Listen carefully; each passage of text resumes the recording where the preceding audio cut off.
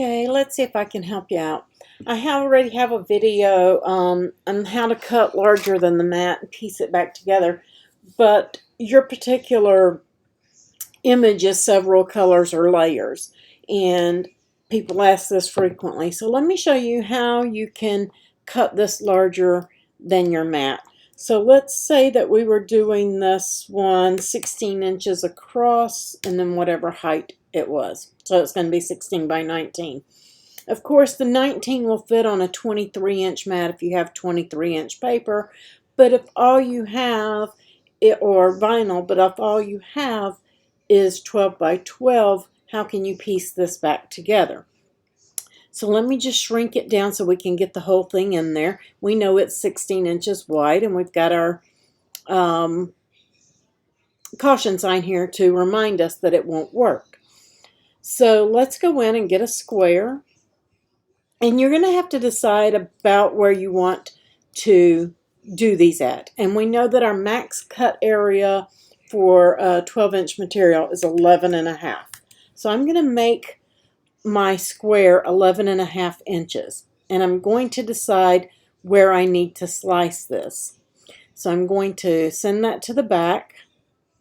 And there we have it. That looks pretty good to me. That looks like a pretty good place to do the slicing at. I want to make sure that actually if I can get his glove, because I have to look at my other areas and my other colors too. So now I have that just about where I want it. I am going to select everything and I am going to put this on the 1-1 position. Oops. Let me select it all. Right here in your position, go to 1 and 1. Now, the next thing you want to do is note your square. And right here it says that I have my square at position 3.125. Very important. And at the 1. That's where it's located. I want to come over here to my image and ungroup it. So now that I have all these groups, because we can only slice 2 layers at a time. That's it. And on this one, you can see that the face is going to be fine, but when the shorts are going to be on 2 different mats. Of course, this is smaller. It's going to, some of the pieces you won't have to do this with, some of them you will. It's just going to depend on your image. So I am pretending that this image won't work as a single cut layer. And showing you how to do it. So let's select that square and then the Mickey, and we're going to slice it.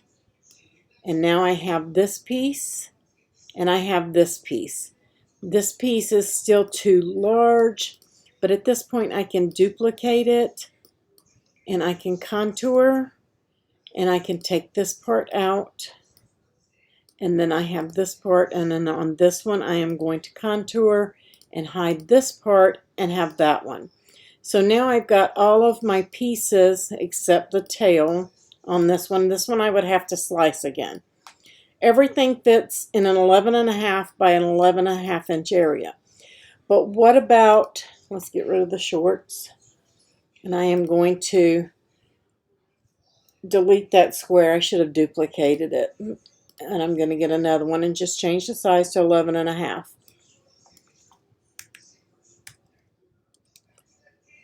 Now, you see that the white layer is back there, and I have not sliced that white layer. I'm not going to have to do the shorts because they will fit. You will have some pieces that will fit without having to do this. The shoes will fit. I don't have to do anything to them. This part, the gloves and the buttons, fit on a mat. I don't have to do anything.